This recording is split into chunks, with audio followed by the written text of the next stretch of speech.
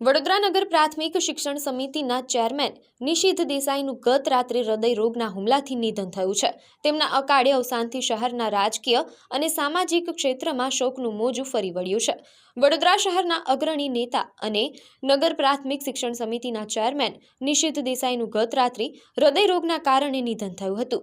આજે સવારે 11 કલાકે તેમના નિવાસસ્થાન મંગલમ એપાર્ટમેન્ટ સલમૂન સોસાયટી પાસેથી તેમની અંતિમ યાત્રા નીકળી હતી, જે વડીવાડી સ્મશાન ખાતે પહોંચી હતી। આ અંતિમ યાત્રામાં વડોદરા શહેરના અગ્રણી દિગ્ગજ નેતાઓ, કાઉન્સિલરો અને વિવિધ હોદ્દેદારો મોટી સંખ્યામાં જોડાયા હતા। સૌ કોઈએ શોકગ્રસ્ત પરિવારને સાંત્વના પાઠવી અને સ્વર્ગસ્થ નિશિથ દેસાઈને ભાવભીની શ્રદ્ધાંજલિ અર્પણ કરી હતી। खूब आघातजनक घटना बनी है। भारतीय जनता पार्टी परिवार पर खूब मोटो दुखद समाचार गई काले बन्या अने सौ लोग दुखी छे। प्रभु एमना आत्मा ने शांति आपे एवी प्रार्थना करीए छे।